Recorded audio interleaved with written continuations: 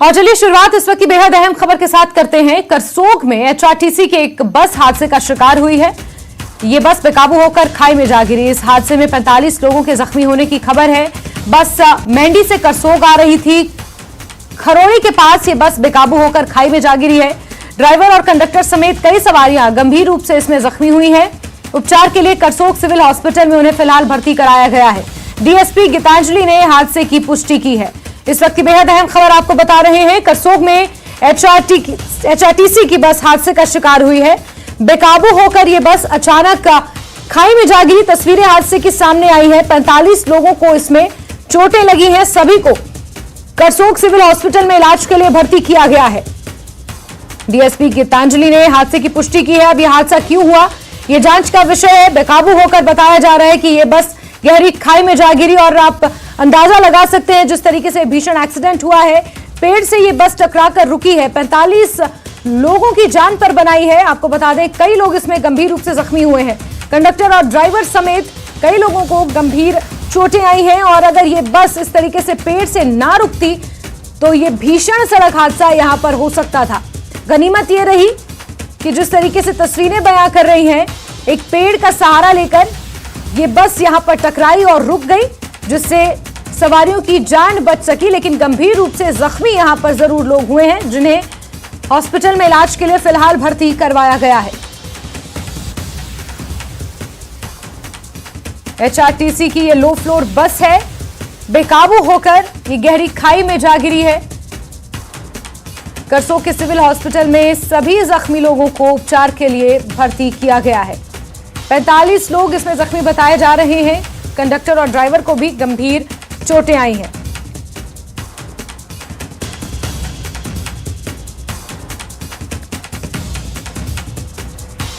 इस वक्त की अहम खबर आपको बता रहे हैं। मेढ़ी से करसोग ये बस आ रही थी और खरेड़ी के पास बेकाबू होकर ये खाई में जा गिरी है।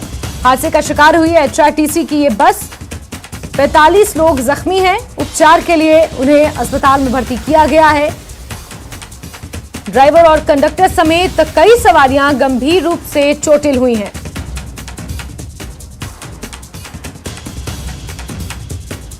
पैंतालीस लोगों के जख्मी होने की खबर है। बड़ी खबर आपको बता रहे हैं, जहां एचआरटीसी की बस मेढ़ी से करसोग जाते वक्त खरेड़ी के पास बेकाबू होकर खाई में जा गिरी है। वीरेंद्र हमारे सहयोगी ज्यादा जानकारियों के साथ फोनलाइन पर मौजूद हैं। वीरेंद्र, घायलों की स्थिति के बारे में कोई अपडेट अभी तक मिल पाया है? देखिए, जितने भी घायल है उनका उपचार जो है वो सिविल हॉस्पिटल करसोग में चल रहा है। इसमें जो चालक और परिचालक है, क्योंकि जो ऐसा बताया जा रहा है कि शायद वो फ्रंट सीट पे वही दोनों लोग जो है बैठे थे। ड्राइवर जो एक तरफ को बैठा था और एक तरफ जो है कंडक्टर बैठा था, जिस वजह से हादसा हुआ है। तो उन्हें जो है वो थोड़ी गंभीर चोटें आई हुई है और उनका जो उपचार है वो भी यहाँ पर जो सिविल हॉस्पिटल करसोग है वहां पर जारी है। और जो बाकी लोग हैं उन सभी लोगों को जो है वो चोटें तो आई है, लेकिन उस प्रकार की गंभीर चोटें नहीं है और उन्हें जो है प्राथमिक उपचार सिविल हॉस्पिटल करसोग में जो दिया जा रहा है। और डॉक्टर लगातार उनके स्वास्थ्य पे जो है नजर रखे और अधिकतर लोग जो है पूरी तरह से स्वस्थ है वो तक बताए गए हैं। जी जसवीन, बिल्कुल गनीमत है वीरेंद्र की अभी तक सब लोग इसे सुरक्षित बताए जा रहे हैं। लेकिन जो तस्वीरें बयां कर रही हैं वीरेंद्र, जो इस वक्त स्क्रीन पर भी हम दर्शकों को तस्वीरें दिखा रहे हैं, उसके मुताबिक ये चील का जंगल है जहां पर ये बस बेकाबू होकर गिरी है। और अगर किसी पेड़ से टकराकर ये बस ना रुकती तो ये भीषण सड़क हादसा यहां पर हो सकता था। ये बस और पलटियां खाते हुए नीचे और गहरी खाई में जा सकती थी। जी बिल्कुल, हम भी यही कह सकते हैं कि जाको रखे साइयां मार सके ना कोई। और जिस प्रकार से ये पेड़ जो है यहाँ पर एक सुरक्षा कवच बनकर जो है वो सामने आया है। जो जंगल में जब ये बस लुढ़कती हुई नीचे जा रही थी तो इस सामने जो है वो पेड़ के कारण जो है ये बस रुकी है। अगर ये पेड़ यहाँ पर नहीं होता तो इसके बाद बस फिर सीधे नीचे नाले में जाकर गिरती और कोई ना कोई बड़ा हादसा हो सकता था। और जिस प्रकार से अभी तक किसी प्रकार के कोई जानी नुकसान की सूचना नहीं है तो यहाँ पर जो है वो बहुत बड़ी संख्या में जानी नुकसान भी हो सकता है। लेकिन गनीमत यही रही कि ये बस रुक गई और बड़ा हादसा नहीं हुआ है। लोगों को चोटें आई हैं, हल्की चोटें आई हैं। ड्राइवर और कंडक्टर जो है वो थोड़े गंभीर रूप से घायल बताए जा रहे हैं, लेकिन उनका उपचार भी जो है वो जारी है। जी जसवीन, ठीक है। वीरेंद्र, एक आखिरी सवाल, क्या प्रशासन के नुमाइंदे मौके पर पहुंचे हैं और बस को किस तरीके से अब इस खाई से खींचा जाएगा, इसको लेकर कोई अपडेट्स मिल पाए हैं? जी बिल्कुल, पुलिस और प्रशासन की जो टीमें हैं वो घटनास्थल पर पहुंच गई हैं। डीएसपी करसोग जो गीतांजलि है उनसे हमारी बातचीत हुई थी। उन्होंने बताया कि वो मौके पर पहुंच गई हैं और अभी ये देखा जा रहा है कि कहीं कोई और लोग जो है वो इस बस में जो है वो फंसे ना हो। उन्हें जो है उस तरीके से फाइंड आउट किया जा रहा है और साथ के साथ हादसा किन कारणों से हुआ उस चीज को लेकर इन्वेस्टिगेशन जो है वो की जा रही है, क्योंकि अब तक चालक और परिचालक के बयान दर्ज नहीं हुए, उनके बयान दर्ज होंगे और जो बाकी सवारियां उनके बयान दर्ज होंगे, उसके आधार पर पता लगेगा कि आखिर ऐसा क्या हुआ जो बस अनियंत्रित होकर जो है वो गहरी खाई में जो है वो जा गिरी। और रही बात प्रशासन की तरफ से, तो जो घायल हुए हैं उनका जो उपचार है वो निःशुल्क करवाया जा रहा है, और जो प्रशासन की तरफ से फौरी राहत जो है वो घायलों को दी जाती है, वो भी जो प्रशासन देने की तैयारी कर रहा है। जी ठीक है वीरेंद्र, नजर आप बना के रखें क्या कारण रहा कि ये बस हादसे का शिकार हुई, जानेंगे आपसे, अपडेट्स लेंगे। फिलहाल के लिए वीरेंद्र, हमसे जुड़ने के लिए बहुत शुक्रिया।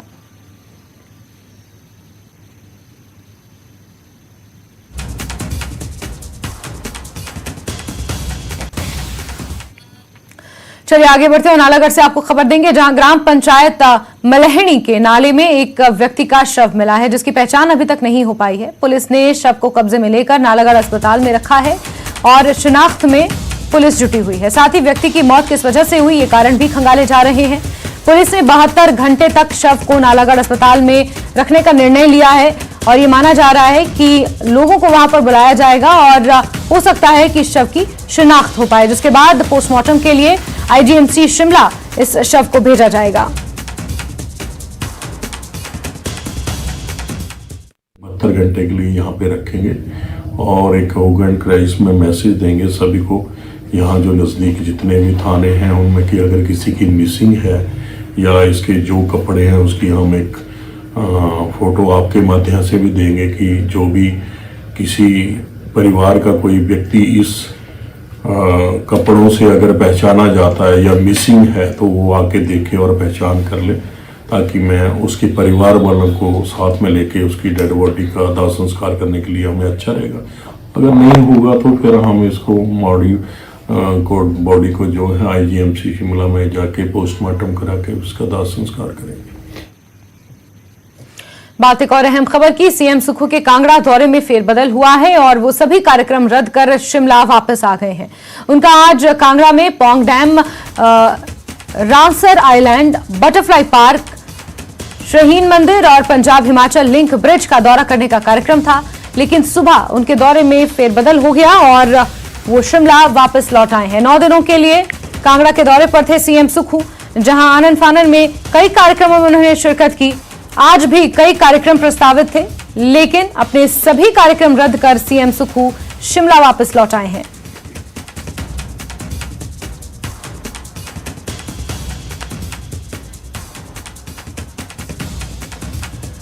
इससे पहले बुधवार को मुख्यमंत्री सुखविंदर सिंह सुक्खू ने फतेहपुर की जनता को करोड़ों रुपए की सौगात दी। मुख्यमंत्री ने जहां सकरी में नवनिर्मित पुल का लोकार्पण किया, वहीं फतेहपुर में 40 लाख रुपए की लागत से बनकर तैयार हुई उठाऊ पेयजल योजना का भी लोकार्पण किया। पेयजल परियोजना से 37 पंचायतों के 70,000 लोगों को फायदा पहुंचेगा। यहां सीएम ने पौंग झील को पर्यटन की दृष्टि से विकसित करने की भी घोषणा की। साथ ही रहन पुलिस चौकी को भी थाने के तौर पर अपग्रेड करने का ऐलान सीएम ने किया। फतेहपुर में मैंने भवानी पठानी जी से चर्चा की थी और चर्चा करने के बाद जो उन्होंने मांगे रखी थी Rajiv Gandhi neighbourhood school, indoor stadium, काओ, बेसहारा पशुओं के लिए, उसमें हमने देखा कि ये जेन्युइन है और इसमें हमने उसको घोषणा की है। इस दृष्टिकोण से मैं फतेहपुर में आज आया भी हूँ और यहाँ कैसे टूरिज्म को डेवलप किया जाए उस दृष्टिकोण से भी मुझे।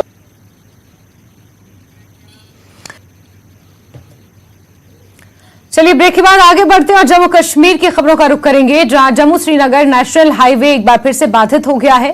भूस्खलन के कारण यातायात बाधित हुआ है। ढालवास के पास भूस्खलन की वजह से यातायात बाधित है। यातायात बहाल करने की कोशिशें फिलहाल की जा रही हैं। जम्मू श्रीनगर नेशनल हाईवे एक बार फिर से भूस्खलन की वजह से बाधित हो गया है। यातायात दोनों तरफों से यहां पर अवरुद्ध है और आप तस्वीरें भी देख सकते हैं। यातायात को खोलने की कोशिशें की जा रही हैं, रोड क्लियरेंस की कोशिशें की जा रही हैं। जम्मू श्रीनगर नेशनल हाईवे है जो भूस्खलन की वजह से एक बार फिर से बाधित हो गया है। बिलाल बाली का रुख करते हैं, हमारे सहयोगी इसी खबर पर ज्यादा जानकारियों के साथ जुड़ गए हैं। बिलाल, हाईवे को लेकर क्या अपडेट्स मिल पाए हैं? कब तक माना जाएगा कि ये जो हाईवे है ये बहाल हो सकता है यातायात के लिए? जास्मीन, बारिशों का सिलसिला जिला रामबन में जारी है और इसके चलते नेशनल हाईवे 44 जो है ढलवास के मकाम पर मड स्लाइड की वजह से ट्रैफिक की आवाजाही के लिए बंद हो गया है।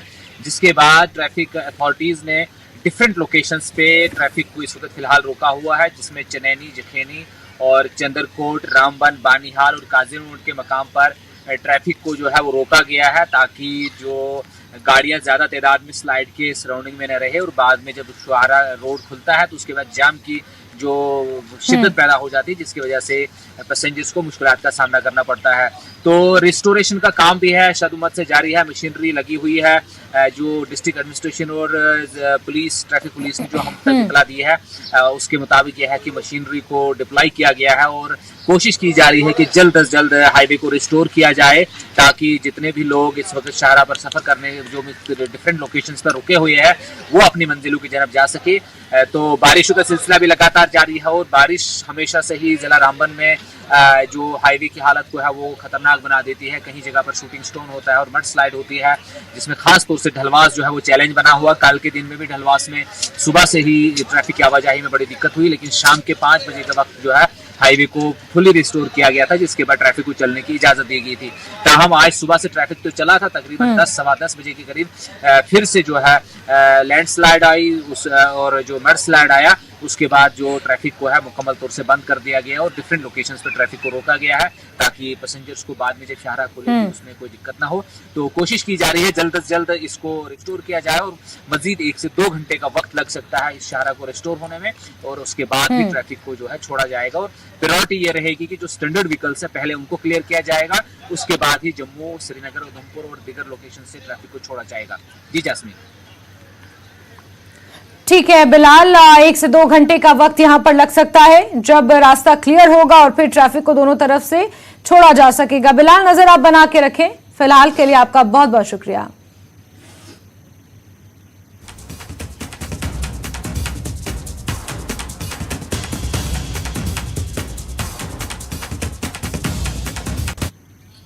आगे बढ़ते हैं। संजय शर्मा हत्याकांड में एसआईए ने पुलवामा, अनंतनाग और शोपियान में कई जगहों पर छापेमार कार्रवाई की है। शोपियान जिले में कई जगहों पर छापेमार कार्रवाई हुई है। ये छापेमारी यासिर शबीर वानी और दानिश मंजूर शाह के घरों पर की गई है। तीनों जगहों पर अब छापेमारी फिलहाल खत्म हो गई है, लेकिन संजय शर्मा हत्याकांड में एसआईए ने पुलवामा, अनंतनाग और शोपियान में इस छापेमार कार्रवाई को अंजाम दिया है।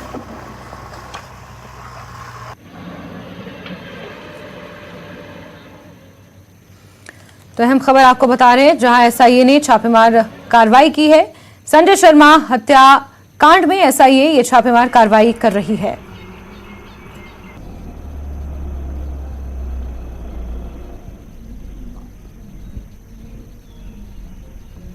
तो बड़ी खबर आपको बता रहे हैं, संजय शर्मा हत्याकांड में एसआईए ने पुलवामा, अनंतनाग और शोपियान में कई जगहों पर छापे मारे हैं। फिलहाल ये छापेमार कार्रवाई जो है ये खत्म हो गई है, लेकिन संजय शर्मा हत्याकांड का ये पूरा मामला है। गौरतलब है कि बीते साल जिस तरीके से टारगेट किलिंग का शिकार संजय शर्मा हुए थे, उसके बाद एसआईए लगातार छानबीन कर रही है, कार्रवाई इस पूरे मामले पर की जा रही है और एक बार फिर से छापेमार कार्रवाई को यहां पर अंजाम दिया गया है। ये छापेमार कार्रवाई यासिर शबीर वानी और दानिश मंजूर शाह के घर पर हुई है। तीनों जगहों पर छापेमार कार्रवाई फिलहाल खत्म हो गई है और कई दस्तावेज भी वहां से बरामद किए गए हैं। आपको बता दें कि संजय शर्मा हत्याकांड से जुड़ा हुआ ये पूरा मामला है, जो टारगेट किलिंग का शिकार हुए थे और इसी के मद्देनजर एसआईए छापेमार कार्रवाई को अंजाम दे रही है। हर जगह छापेमार कार्रवाइयां हो रही हैं और पुलवामा, अनंतनाग और शोपियान में कई जगहों पर आज भी छापेमार कार्रवाई को अंजाम दिया गया है। बिलाल खान का रुख करेंगे, हमारे सहयोगी ज्यादा जानकारियों के साथ जुड़े हैं। बिलाल, ये छापेमार कार्रवाई फिलहाल तो खत्म हो गई है, लेकिन क्या कुछ जानकारी आप हासिल कर पाए हैं इस छापेमार कार्रवाई के मद्देनजर? देखिए जास्मीन, जो इस वक्त जो हमारे पास तफसीलात है, अभी इस छापामार कार्रवाई में जो एसआईए ने आज सुबह यहाँ पर की थी, तो किसी की गिरफ्तारी अमल में नहीं लाई गई है। लेकिन मैं यहाँ पर आपको बताऊं कि जो खेलन में जो छापामार कार्रवाई, जो माइसर नामी शख्स जो के घर पे जो छापामार कार्रवाई अमल में लाई गई, तो एक फोन, जो माइसर का एक फोन, मोबाइल फोन और पासबुक खाता, जो बैंक खाता है, उसको एनआईए ने अपनी तहवील में सीज किया है। इसी तरह अच्छन में अगर दानिश परे नामी नौजवान से पूछताछ की गई। उसके जो मोबाइल फोन और पेन ड्राइव, 2 पेन ड्राइव और उसके साथ साथ 15 सिम कार्ड यहाँ पर पाए हैं जो सीज किए हैं एसआईए की टीम ने। तो इसी तरह लित्र में जो एक शख्स बासित गुलजार के घर पर छापामार कार्रवाई अमल में लाई गई है। तो बासित के घर से 2 मोबाइल फोन एनआईए ने सीज किए हैं, एसआईए ने सीज किया, सॉरी। तो इस सिलसिले में जो एसआईए की टीम जो है, ये संजय कुमार की जो किलिंग यहाँ पर हुई थी 26 फरवरी को, तो उसी सिलसिले में आज यहाँ पर ये कार्रवाइयाँ अंजाम दी गई है और इन लोगों से पूछताछ की जा रही है।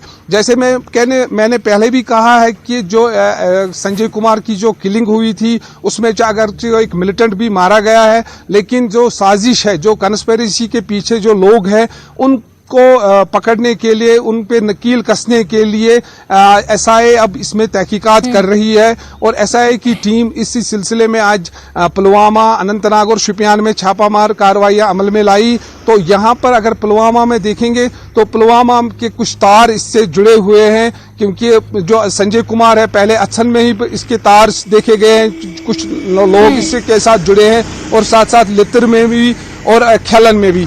ये जो पूरा बेल्ट है ये लित्र तहसील में ही आता है। तो ये इन लोगों से पूछताछ भी की जा रही है। ताहम इन लोगों की गिरफ्तारी यहाँ पर अमल में नहीं लाई गई, लेकिन इनके जो फोन और सिम कार्ड और बैंक जो खाता है, बैंक पासबुक है, वो फिलहाल यहाँ पर एसआईए ने सीज किए हैं और मजीद जो तहकीकात है वो अब इसमें एसआईए की टीम कर रही है। जी जैस्मीन।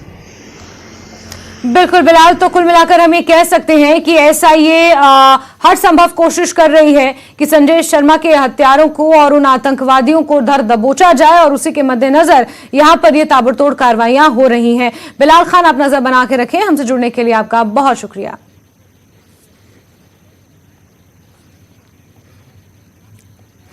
चलिए आगे बढ़ते हैं। खबर बारामुल्ला से है, जहां लश्कर के 2 सहयोगी गिरफ्तार किए गए हैं। आतंकी संगठन लश्कर के 2 सहयोगी यहां पर गिरफ्तार हुए हैं। करीरी बारामुल्ला से ये गिरफ्तारी हुई है। हथियार और भारी मात्रा में गोला बारूद भी बरामद हुआ है। बड़ी खबर आपको बताते हैं, जहां लश्कर के 2 सहयोगी गिरफ्तार हुए हैं। बारामुल्ला से यह खबर है, करीरी बारामुल्ला में यह गिरफ्तारी हुई है। भारी मात्रा में हथियार और गोला बारूद इन आतंकी सहयोगियों के पास से बरामद हुए हैं। किसी बड़ी साजिश को अंजाम देने की फिराक में ये सभी थे और लश्कर के 2 सहयोगी आतंकी गिरफ्तार हुए हैं।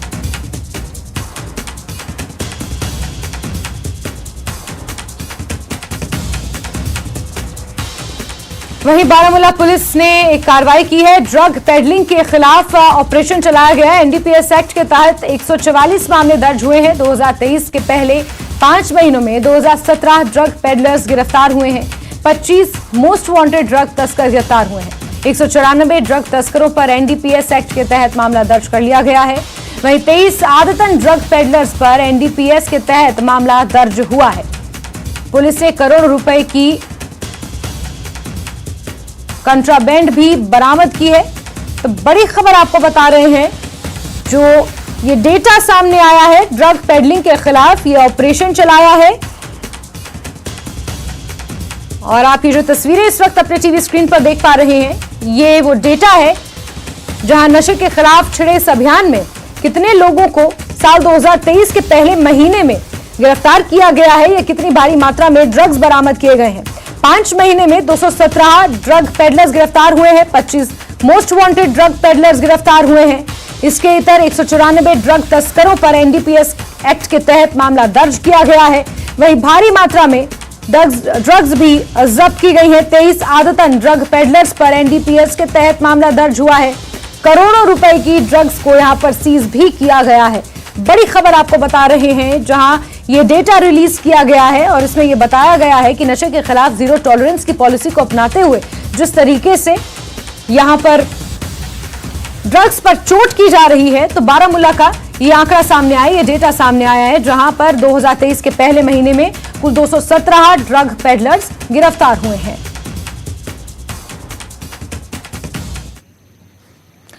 चलिए आगे बढ़ते हुए बात करेंगे केंद्रीय गृह मंत्री की, जहां अमित शाह 4 दिवसीय यात्रा पर मणिपुर की राजधानी इंफाल में है। मणिपुर के मुख्यमंत्री एन बीरेन सिंह और राज्य के मंत्रियों, वरिष्ठ नेताओं और अधिकारियों के साथ उन्होंने बैठक की। हालात का जायजा लेने और इलाके में सामान्य स्थिति बहाल करने के लिए आगे के कदमों पर चर्चा की गई। अमित शाह ने इंफाल में एक प्रेस कॉन्फ्रेंस के दौरान कहा कि मणिपुर हिंसा की जांच न्यायिक आयोग करेगा। हिंसा करने वालों पर कड़ी कार्रवाई होगी।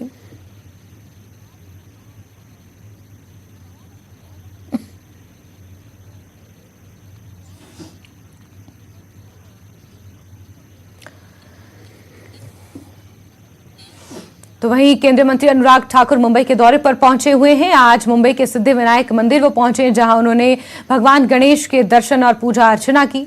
अनुराग ठाकुर मुंबई पहुंचकर व्यापारियों से मुलाकात करेंगे, साथ ही लोगों के बीच मोदी सरकार के 9 साल पूरे होने पर तमाम उपलब्धियों को भी वो पहुंचाएंगे।